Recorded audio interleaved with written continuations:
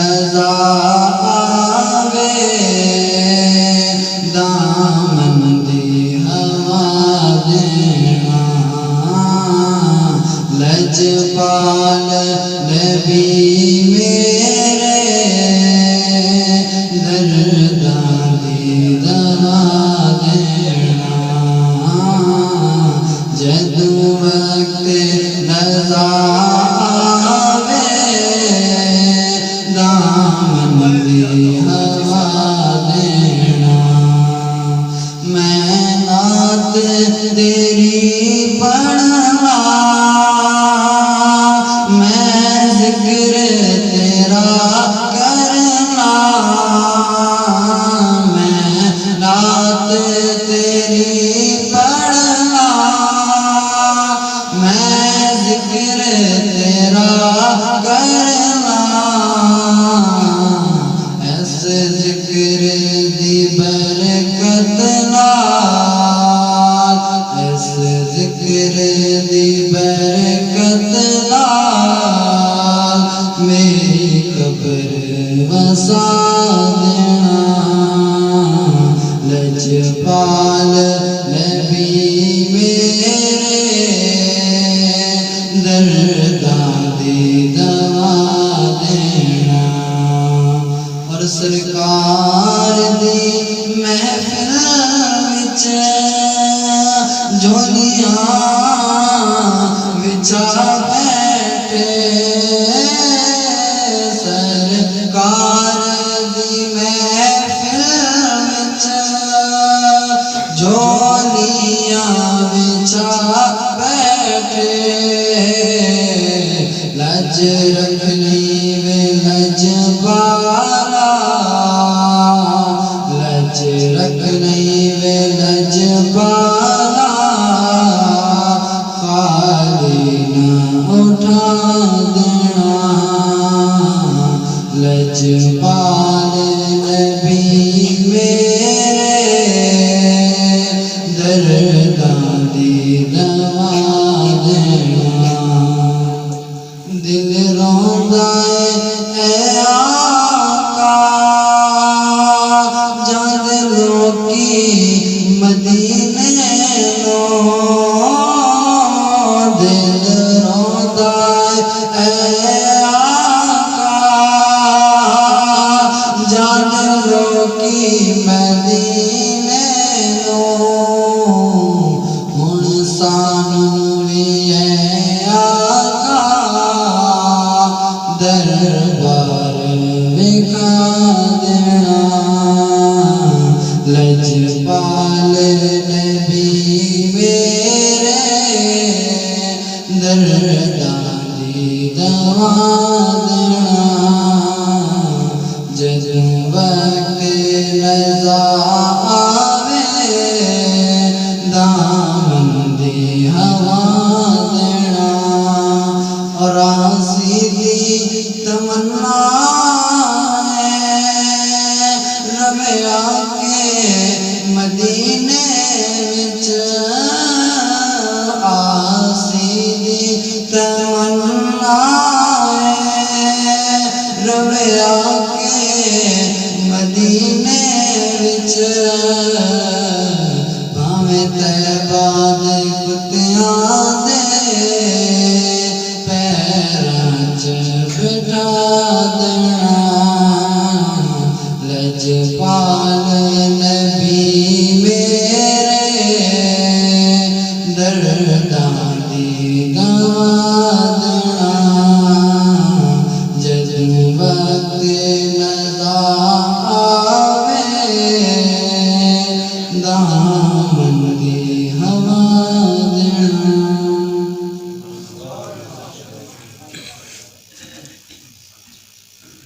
جزاک اللہ ماشاءاللہ یہ تھے محمد حماد صاحب جو کہ نعت رسول مقبول صلی اللہ علیہ وآلہ وسلم سے ہمارے دلوں کو منور فرما رہے تھے اندر نماز اساڑے ایک سے جا لگیوے ہوں اندر وچ نماز اساڑے ایک سے جا نتیرے ہو نال قیام رکوع سجودے کر تکرار پڑھیرے ہو ایہو دل ہجر فراقو سڑیا ایہو دم مرے نجیرے ہو سچا راہ محمد والا جس وچ رب نبیوے ہو تا اب میں ناد رسول مقبول صلی اللہ علیہ وسلم سے دعوت رسا جناب حافظ محمد جلال الدین سے جو آئے اور ناد رسول مقبول صلی اللہ علیہ وسلم سے ہمارے دلوں کو منور فرمائے. ان کی آمد سے پہلے ایک زوردار نعرہ، نعرہ تکبیر، نعرہ رسالت، نعرہ خلافت، نعرہ حیدری.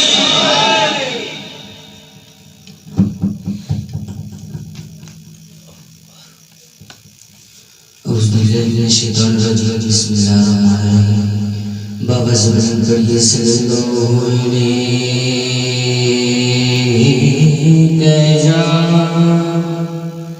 یا رسول اللہ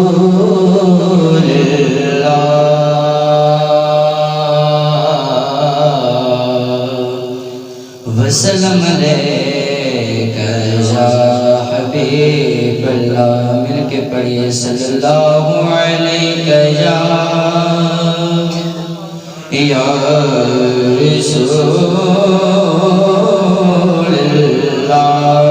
رسول اللہ وسلم علیکہ یا حبیب اللہ. محفل نات چ بیٹھن والیاں تے اللہ پاک نے کرام کمائے ہوئے نے. محفل نات چ بیٹھن والیاں تے اللہ پاک نے کرام کمائے ہوئے نے. اپنا کوئی نہیں کمال سورب دی تے سایاں آپ ہی رنگ چڑھے ہوئے نے. تے جڑے اے نے آپ دی بزم اندر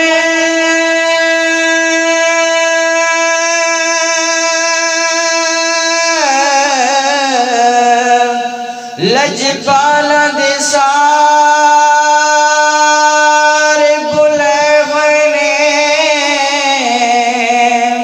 انج لگے دائے مینو فیضانے تھے. کملی والے تشریف لے آئے ہوئے نے. کملی والے تشریف لے آئے ہوئے نے. مل کے پڑھیے صلی اللہ علیہ یا رسول اللہ وسلم علیکہ یا حبیب اللہ. سانوں کو جی ویکھنا چھڈ دے.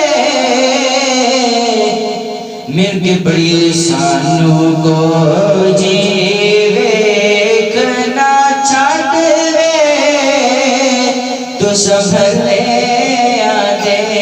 ہاتھ لجوے. تو سنبھلے آدھے ہاتھ لجوے. بابا زبان سانوں کو جی ویکھنا چھڈ دے. سانوں کو جی ویکھنا چھڈ دے. تو سنبھلے آدھے ہاتھ لجوے. تو سنبھلے آدھے ہاتھ لجوے. سانکو تھوڑی ذات تے مانے. کہہ دی سبحان اللہ. سانکو تھوڑی ذات تے مانے. جند جان تو قربانے. تھوڑا مکھ جیویں قرآنے. تھوڑا مکھ جیویں قرآن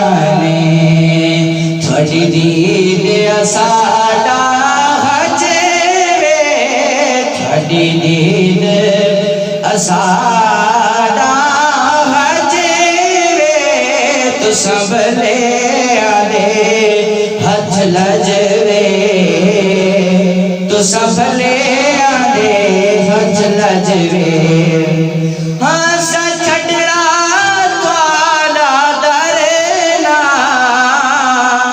سبحان اللہ ہو سا چھڑنا تھوڑا درنا تھوڑے قدماں دے وچ مرنا تے سانو روزے حشر دا ڈرنا سانو روزے حشر دا ڈرنا ساڈے تسی ہو وکیل تے جج ساڈے تسی ہو وکیل تے جج وے تو سب لے آدے ہتھ لجوے او تو سب لے آدے ہتھ لجوے آپ دی دید غیدار وکیاں دا زخمات مرہم لا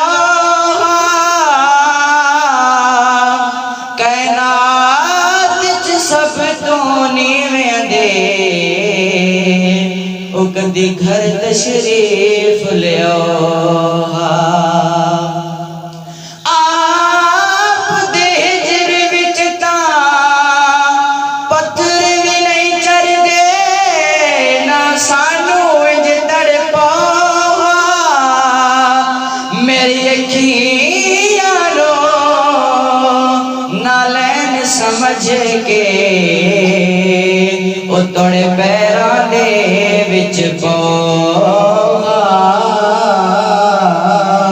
توڑے پیراں دے وچ پاؤ سانو کو جیوے نہ چھڈ وے تو سب لے آدے ہتھ لجوے تو سب لے آدے ہتھ لجوے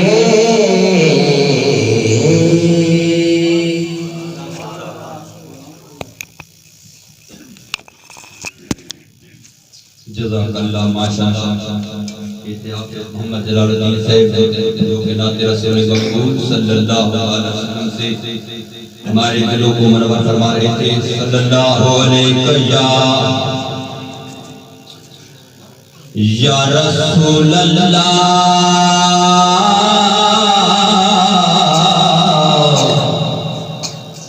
وسلم علیہ یا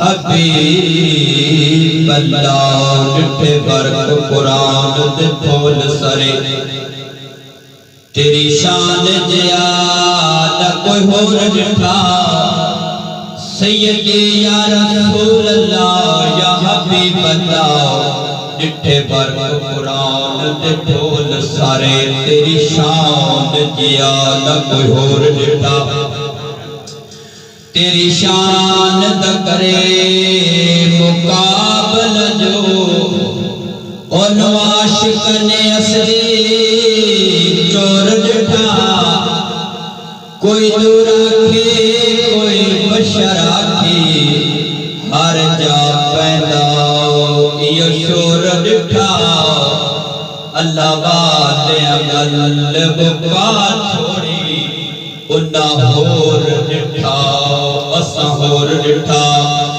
اللہ والے اگل موقع چھوڑی انہا ہور ڈٹھا اساں ہور ڈٹھا رب دے محبوبا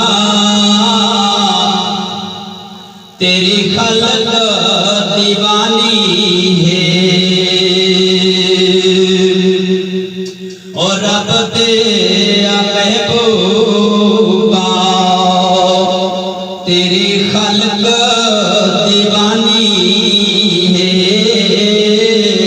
عرشاں فرشاں تیری سلطانی ہے رب دے محبوبا تیری خلق دیوانی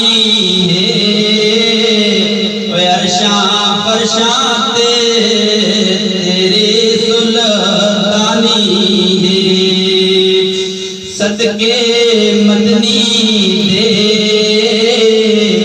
کائنات بنائی رب نے صدقے مدنی دے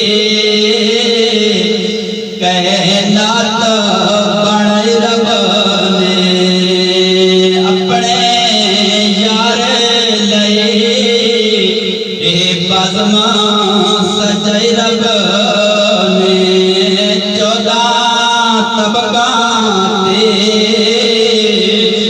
14 طبقات او سائیں دے نگرانی ہے فرشاں فرشاں دے تیرے سلطانی ہے زلفاں بللتیاں یاسین دسرا ہے زلفاں بللتیاں یاسین دسرا ہے چن کولو سونا محبوب دچرا ہے چن کولو سونا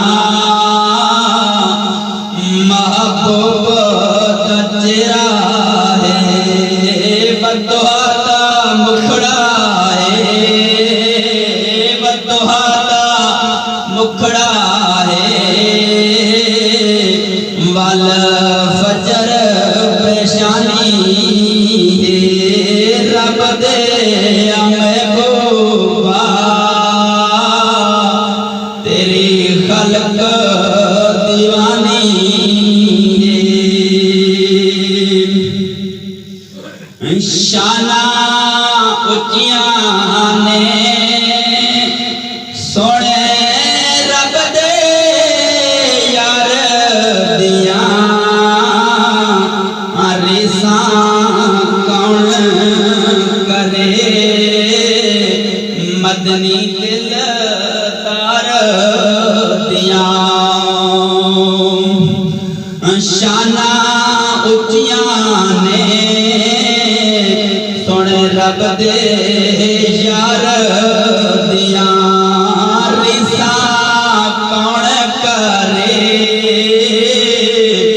سن مدنی دل دار دیاں جند در تے نوری جند در تے نوری کر دے در بانی رب دے یا محبوبا تیری خلق دیوانی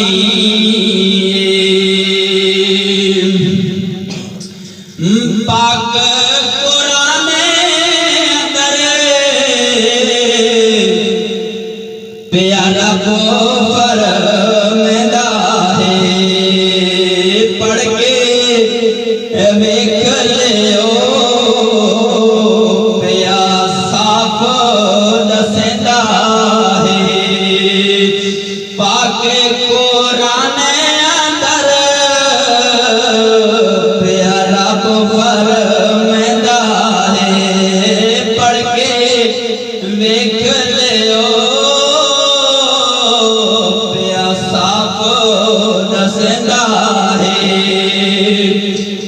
سائیں دے تعریف اندر ہر ایت قرآنی ہے سائیں دے تعریف اندر ہر ایت قرآنی ہے رب دے محبوبا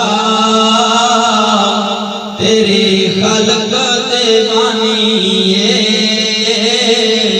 عرشاں فرشاں تے تیری سلطانی ہے بے بسم اللہ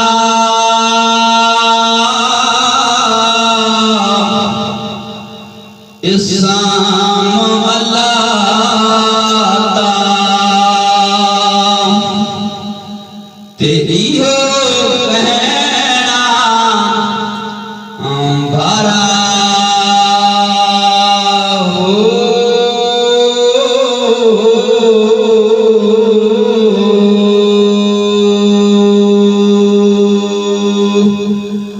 نال شفاعت نال شفاعت بے بسم اللہ اسم اللہ دا تے ایو گہنا بھرا ہو نال شفاعت سرور عالم تے چھٹ سے عالم سارا ہو حدوں بے حد درود نبی تے جیندہ ایڈ پسارا ہو میں قربان تینا تو یا حضرت باہو جنہ ملیا نبی سہارا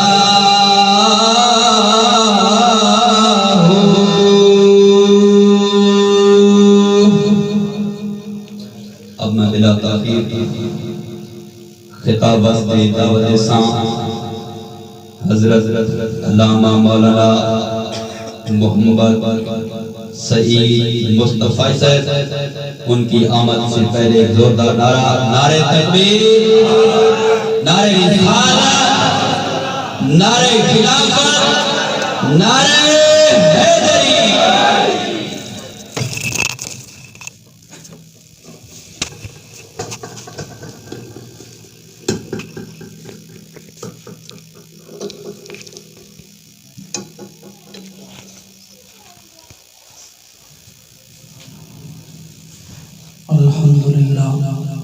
الحمد لله رب العالمين والعاقبة للمتقين أما بعد فأعوذ بالله من الشيطان الرجيم بسم الله الرحمن الرحيم لا أقسم بهذا البلد وأنت حل بهذا البلد صدق الله العظيم في مقام آخر إن الله وملائكته يصلون على النبي يا أيها الذين آمنوا صلوا عليه وسلموا تسليما اللهم صل على سيدنا وأصحاب سيدنا ومولانا محمد وبارك وسلم عليه صلاة والسلام عليك يا سيدي يا رسول الله وعلى آلك وأصحابك يا سيدي يا حبيب الله حضور علی نبینا وعلیہ السلام نے ارشاد فرمایا جو شخص تم میں سے یہ پسند کرتا ہو کہ اللہ عز و جل سے اس حال میں ملاقات کرے کہ اللہ تعالیٰ اس سے راضی ہو جائے تو اس شخص کو چاہیے کہ مجھ پر کثرت کے ساتھ درود پاک پڑھے۔ اللہم صلی علی سیدنا مولانا محمد وبارک وسلم صلی علیہ الصلاۃ والسلام علیک یا سیدی یا رسول اللہ وعلی آلک واصحابک یا سیدی یا حبیب اللہ صلاۃ والسلام علیک یا سیدی یا خاتم النبیین وعلی آلک واصحابک یا سیدی یا رحمۃ للعالمین۔ تعریف ثنا و حمد اللہ جل مجدہ الکریم کے لیے، ہدیہ درود لامحدود اور اپنی عقیدتوں محبتوں کا خراج حضور نبی اکرم نور مجسم شفیع معظم رسول محتشم شاہ بنی آدم فخر موجودات فخر ارب و جم معصوم آمنہ احمد المجتبی محمد المصطفیٰ صلی اللہ تعالیٰ علیہ وسلم کی بلند عرفہ بارگاہ میں ہدیہ درود لامحدود پیش کرنے کے بعد نہایت ہی واجب الاحترام بزرگوں دوستوں السلام علیکم ورحمۃ اللہ وبرکاتہ۔ اللہ رب العالمین سے دعا ہے اللہ تبارک و تعالی بندہ ناچیز کی زبان پہ کلمت الحق جاری فرمائے اور عبدالرحمن بھائی کی محفل کو اپنی بارگاہ معلیٰ میں قبول و منظور فرمائے۔ میں زیادہ گفتگو نہیں کروں گا، چند باتیں آپ کے گوش گزار کروں گا۔ اللہ رب العالمین سے دعا ہے اللہ تبارک و تعالی ہم سب کو اس محفل کی برکت سے آخرت کی عظیم نعمتوں سے مالا مال فرمائے۔ حضور علیہ السلام اس دنیا میں جلوہ گر ہوئے، اس دنیا کے اندر اندھیرا ہی اندھیرا تھا۔ آج لوگ کہتے ہیں کہ حضور علیہ السلام نور نہیں ہے، بشر ہیں، تو یہ ساری دنیا اندھیرے کے اندر مبتلا تھی، کسی کو راستہ نہیں مل رہا تھا۔ جب میرے حضور آئے تو اللہ تبارک و تعالیٰ نے حضور کی وجہ سے اس کائنات کو منور فرما دیا۔ یار جس کے آنے کی وجہ سے اندھیرے روشنی میں بدل جائیں تو بتاؤ جو آنے والا ہے وہ نور علی نور نہیں ہے تو اور کیا ہے۔ اسی مضمون کو قرآن مجید نے بیان کیا، لا اقسم بہذا البلد، اللہ تعالیٰ نے فرمایا مجھے اس شہر کی قسم۔ اس شہر سے مراد مکہ معظمہ ہے۔ تو آج لوگ اس پہ دلیلیں دیتے ہیں کہ اللہ تبارک و تعالیٰ نے مکہ معظمہ کی قسم اٹھائی ہے، کیونکہ مکہ معظمہ اللہ تعالیٰ کا گھر ہے، کعبہ بیت اللہ ہے۔ لاکھوں لوگ ہر سال حج کرنے کے لیے جاتے ہیں، عمرے کی کروڑوں لوگ سعادتیں حاصل کرتے ہیں۔ وہاں پر صفا اور مروہ ہے، اللہ کی بندی حضرت ہاجرہ سلام اللہ علیہا وہاں پر دوڑی تھی، تو اللہ تعالیٰ نے اس جگہ کو شرف عطا فرمایا ہے۔ یقیناً وہ شہر اتنا پیارا ہے، رب نے اس کی قسم اٹھائی ہے، لیکن اس پہ لوگ مناظرے کرتے، دلیلیں دیتے کہ مکہ افضل ہے، صفا اور مروہ اللہ کی نشانیاں ہیں، ان کی وجہ سے اللہ نے قسم اٹھائی ہے۔ لیکن اللہ تعالیٰ نے جواب قسم ارشاد فرمایا کہ میں نے قسم اس شہر کی کیوں اٹھائی ہے، وَأَنْتَ حِلٌّ بِهَذَا الْبَلَدِ، اے محبوب آپ اس شہر میں جلوہ گر ہوئے ہیں، اس وجہ سے میں نے اس شہر کی قسم اٹھائی ہے۔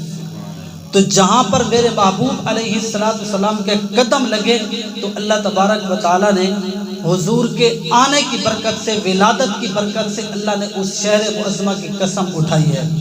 تو حضور علیہ السلام اس دنیا میں جلوہ گر ہوئے تو کائنات کے اندر اتنی جہالت تھی کہ بیٹیوں کو زندہ درگور کیا جا رہا تھا، ماں کی کوئی عزت نہیں تھی، بہن کی کوئی قدر و منزلت نہیں تھی۔ حضور علیہ السلام نے اس معاشرے کو عملاً بھی سنوارا اور ساتھ ساتھ میرے حضور نے امت کی تربیت بھی فرمائی، ان کے لیے احکام بھی جاری فرمائے۔ میں حضرت حلیمہ سعدیہ سلام اللہ علیہا کی بات چلاتا ہوں۔ جب حضرت حلیمہ سعدیہ سلام اللہ علیہا جب میرے حضور کو اپنے گھر میں لے کر جاتی ہیں، اب فرماتی ہیں کہ اس سال میرے حالات اچھے نہیں تھے، جب سے میں حضور علیہ السلام کو اپنے گھر میں لائی ہوں تو اللہ تبارک و تعالیٰ نے مجھے اتنا نوازا کہ لوگ میرے پاس آتے اور مجھے کہتے تھے حلیمہ تو اتنی امیر ہو گئی ہے، ساری دائیاں اپنے چراغ بجھا دیتی ہیں، تیرے گھر میں چراغ جلتا رہتا ہے، اتنا تیل کہاں سے لاتی ہو؟ تو میں نے دائیوں کو جواب دیا کہ میں ساری رات چراغ نہیں جلاتی، نہ ہی میرے پاس اتنا تیل ہے، آؤ میں تمہیں وہ چراغ دکھاتی ہوں۔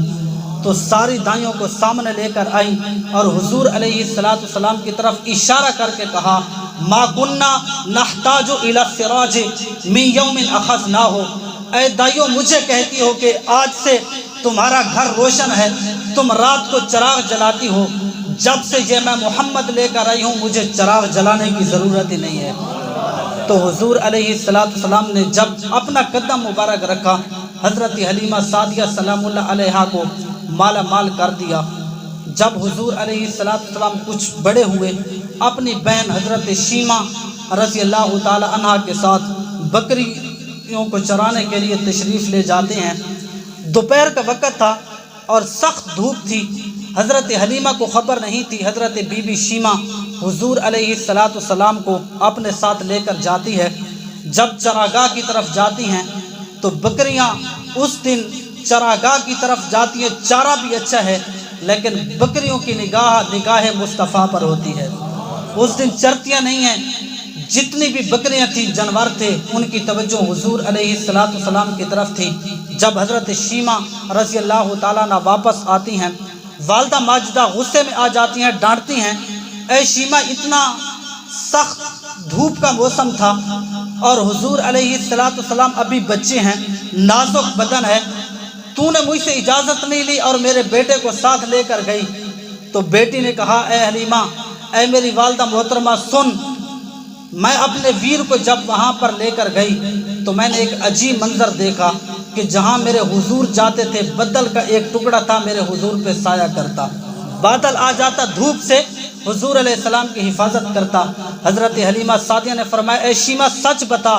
حضرت شیمہ فرماتی ہیں، اللہ کی قسم ماں، جب بھی میرا ویر چلتا تھا اس پہ آ کے بادل سایہ کرتا تھا۔ حضور علیہ السلام کے بچپن کے یہ واقعات ہیں جو حضرت حلیمہ سعدیہ سلام اللہ علیہا اور ان کی بیٹی بی بی شیمہ نے بیان فرمائے ہیں۔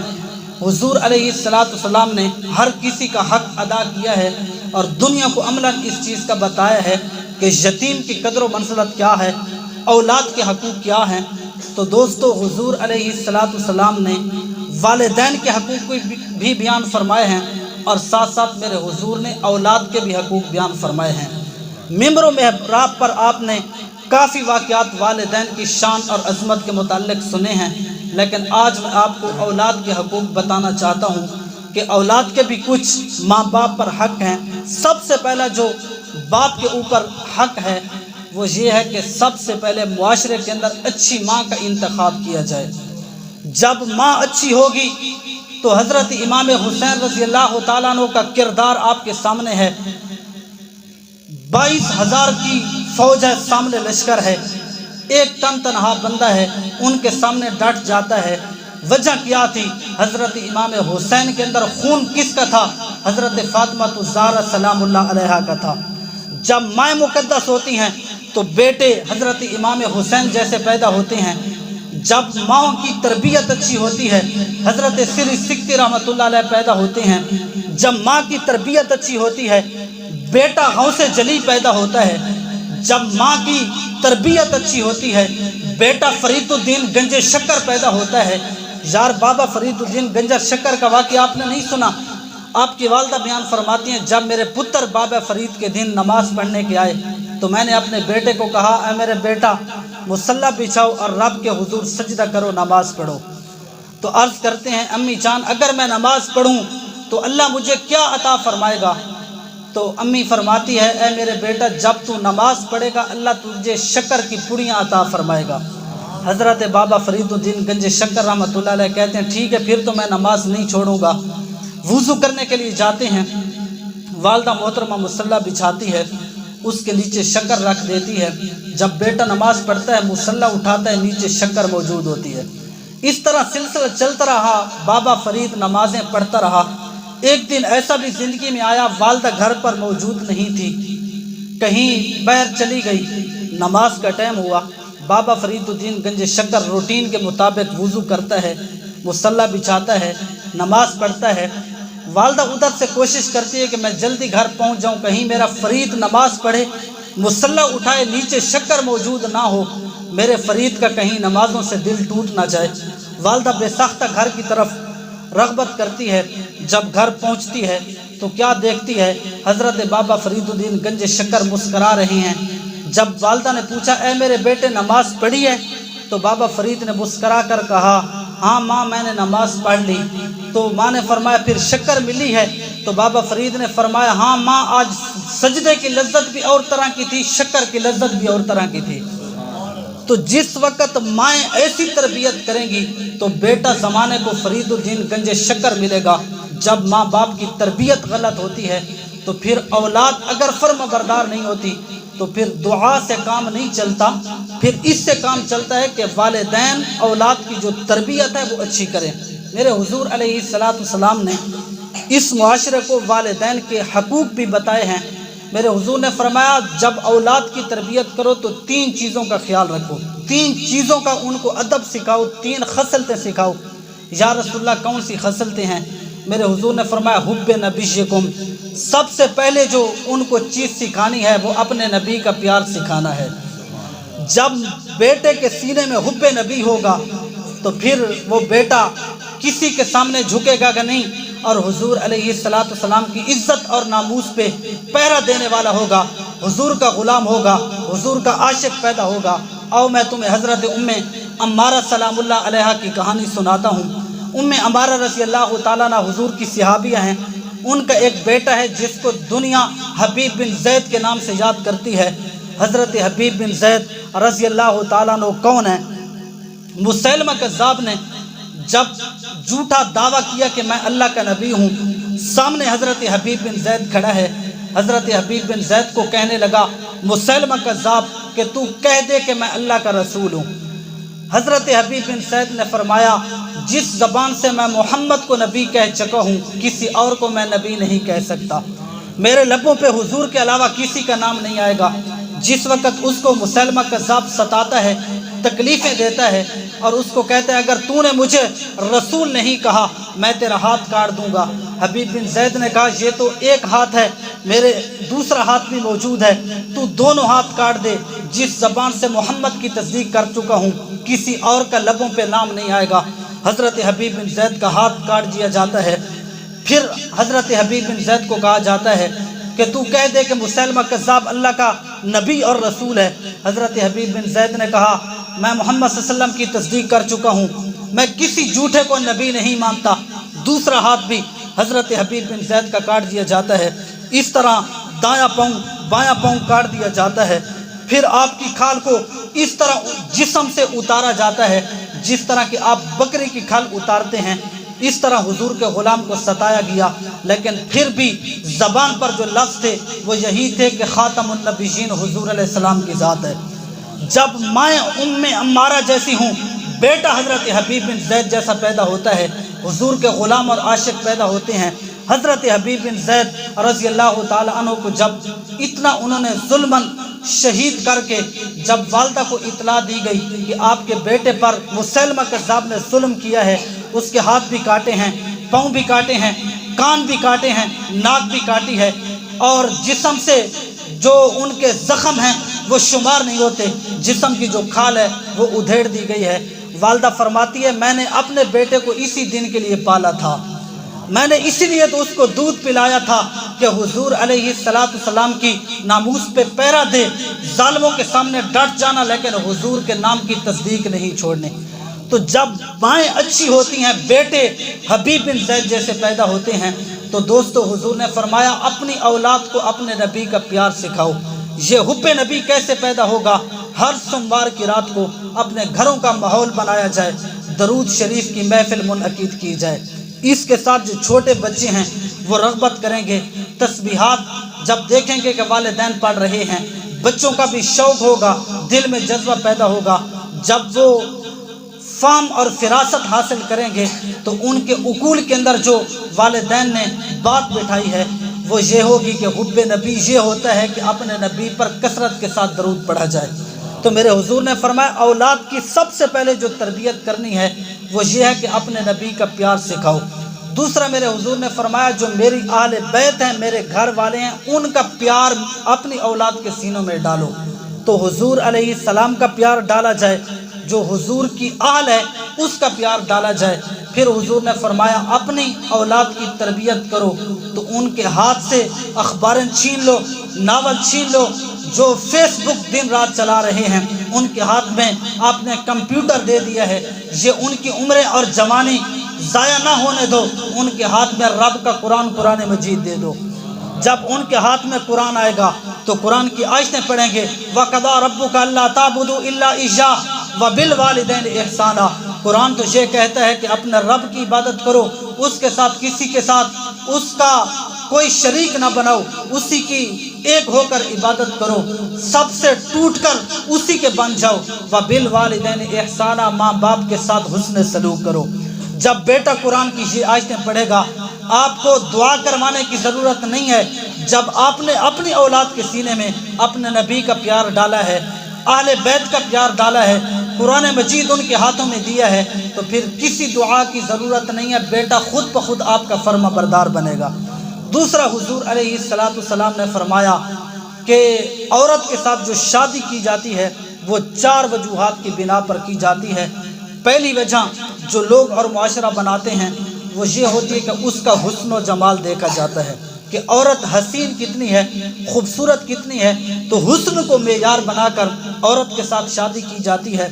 دوسری جو عورت کے اندر فطرت ہوتی ہے، جس کو لوگ اچھا سمجھتے ہیں اور اس کے ساتھ نکاح کی رغبت رکھتے ہیں، وہ یہ ہوتی ہے کہ اس عورت کا جو حسب اور نسب ہے، خاندان ہے، وہ دیکھتے ہیں کہ وہ کس خاندان سے تعلق رکھتی ہے، تو یہ معیار بنایا جاتا ہے۔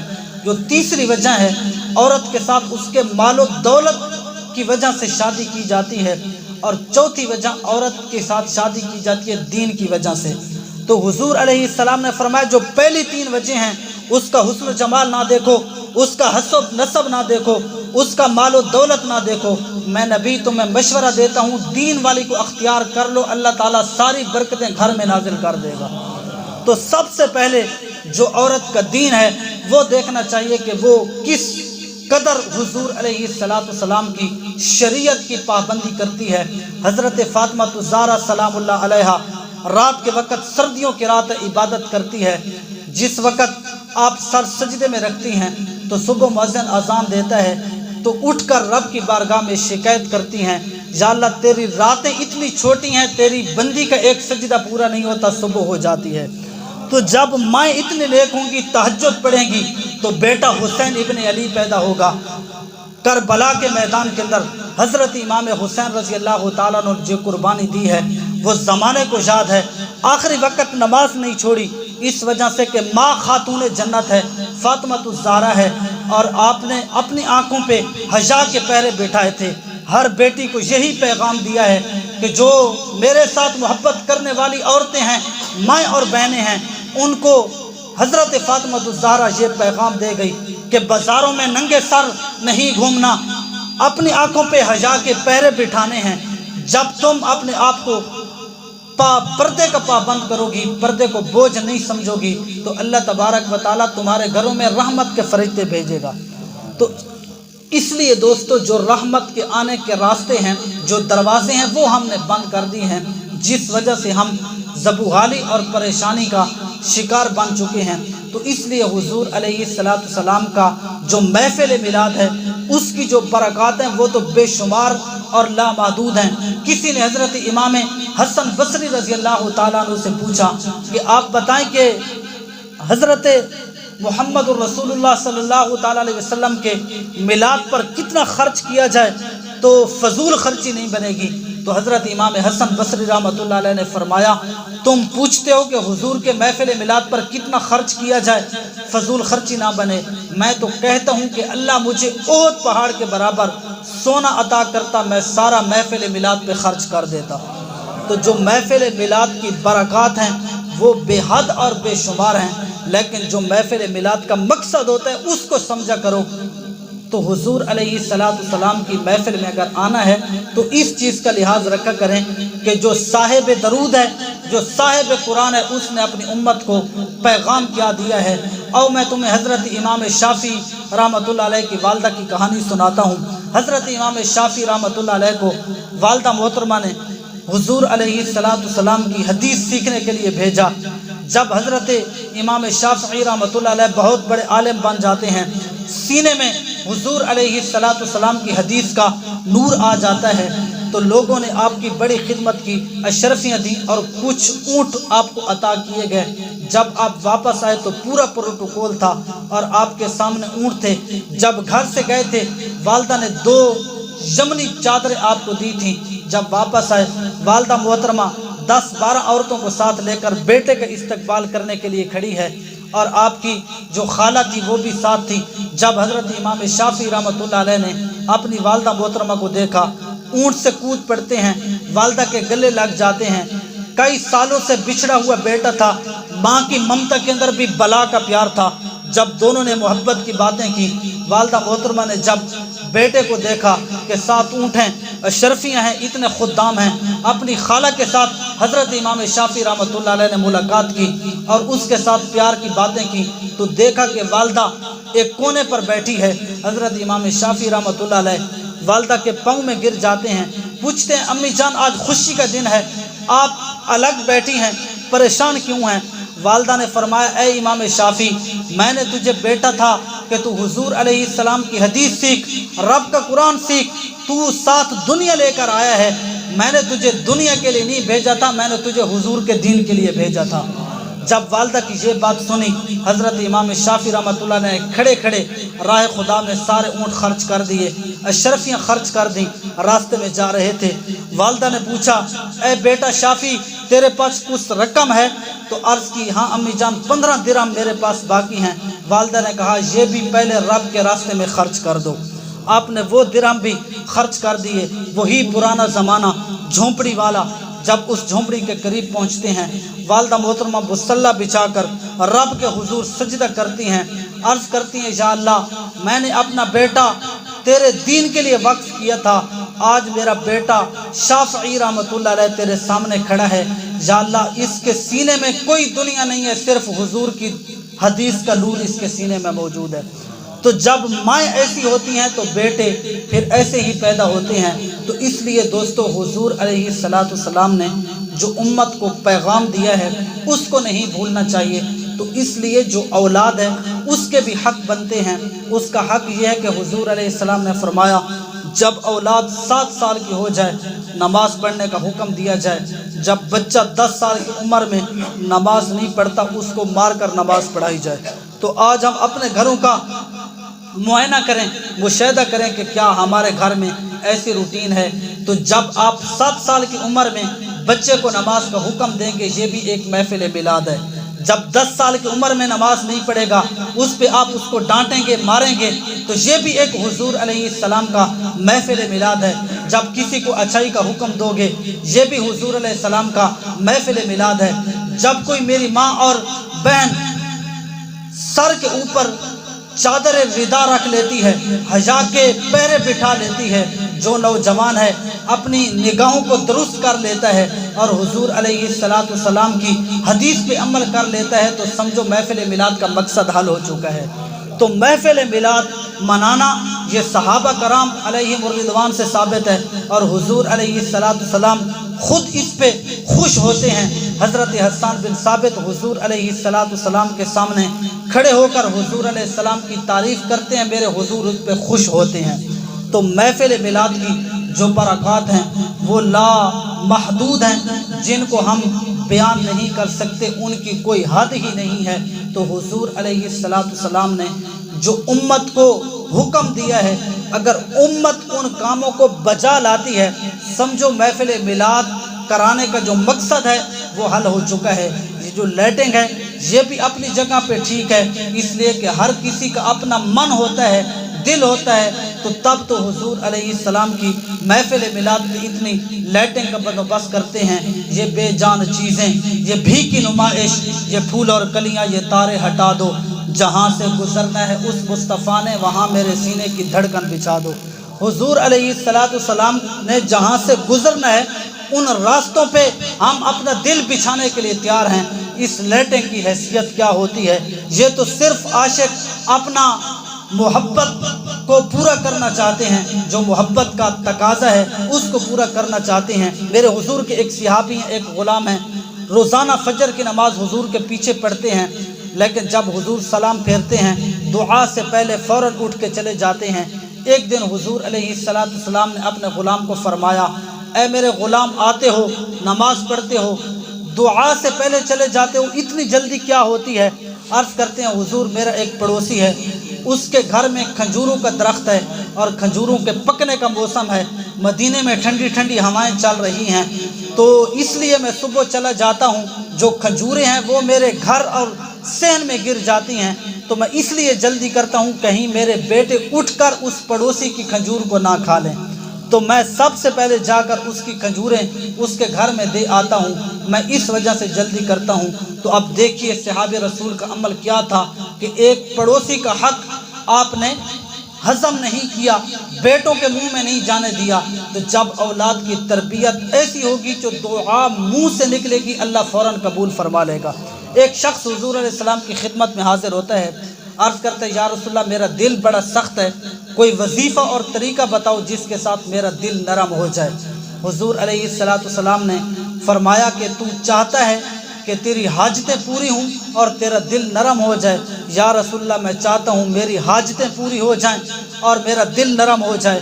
نبی کریم علیہ السلام نے فرمایا پھر یتیم کے ساتھ اچھا سلوک کیا کر، اس کے سر پر اللہ کی رضا کے لیے ہاتھ پھیرا کر، اور جب تو کھانا کھائے اس کو بھی کھلایا کر، جتنا ہو سکے یتیموں کی پرورش کیا کر۔ جب تو اس کی پابندی کرے گا اللہ تعالیٰ تیرا دل بھی نرم کر دے گا اور اللہ تبارک و تعالیٰ تیری حاجتیں بھی پوری کر دے گا۔ اور حضور نے فرمایا تم میں سے بہتر گھر اس شخص کا ہے جس گھر کے اندر یتیم بچہ یا بچی ہو اور اس کے ساتھ اچھا سلوک کیا جاتا ہو۔ تم میں سے ہر کسی کے گھر میں سے برا گھر وہ ہے جس کے اندر یتیم بچہ یا بچی ہو اور اس کے ساتھ برا سلوک کیا جاتا ہے۔ تو آج دیکھا جائے کہ ہمسایوں کو تکلیف دی جاتی ہے، یتیموں کے ساتھ برا سلوک کیا جاتا ہے، تو دیکھو کہ محفل میلاد کیا ہے، میلاد والے کا پیغام کیا ہے۔ حضور علیہ السلام نے امت کو بتایا کہ جو شخص یتیم کے سر پر اللہ کی رضا کے لیے ہاتھ پھیرتا ہے، اس کے ہاتھ کے نیچے جتنے بال آتے ہیں اللہ تعالیٰ بالوں کی تعداد کے مطابق اس کو نیکیاں عطا فرماتا ہے۔ تو یہ یتیم کے سر پر ہاتھ پھیرنے کی برکات ہیں۔ اور حضور نے فرمایا تم میں سے جو شخص چاہتا ہے کہ اس کی عمر اور رزق میں برکت ہو، تو حضور نے وظیفہ بتایا کہ جو آپ کے پڑوسی ہیں اور والدین ہیں ان کے ساتھ اچھا سلوک کیا کرو، اس کے ساتھ عمر میں بھی اضافہ ہوگا، رزق میں بھی برکت ہوگی۔ تو آج جو محفل میلاد والے کا پیغام ہے، صاحب قرآن کا جو پیغام ہے، اس کو امت بھول چکی ہے، جس کی وجہ سے ہم رسوائی اور ذلت کا شکار ہیں۔ تو اس لیے دوستو آج کی بزم کے اندر میرا یہی پیغام ہے کہ حضور علیہ السلام کی جو سیرت اور صورت ہے وہ ہمارے لیے ایک بہترین نمونہ ہے۔ تو اس لیے حضور علیہ السلام کے ساتھ سچی محبت اور سچا عشق اس وقت آپ کا ہوگا جب آپ حضور علیہ السلام کے ایک ایک فرمان پر مر مٹنے کی پوری جستجو کریں گے، پوری کوشش کریں گے۔ تو یہ اپنے نبی کے ساتھ وفا ہے۔ اللہ تعالیٰ سے دعا ہے اللہ تعالیٰ اس عظیم محفل کو اپنی بارگاہ معلیٰ میں قبول و منظور فرمائے، اور جو کچھ سنا اس پہ عمل کرنے کی توفیق عطا فرمائے۔ وآخر دعوانا الحمد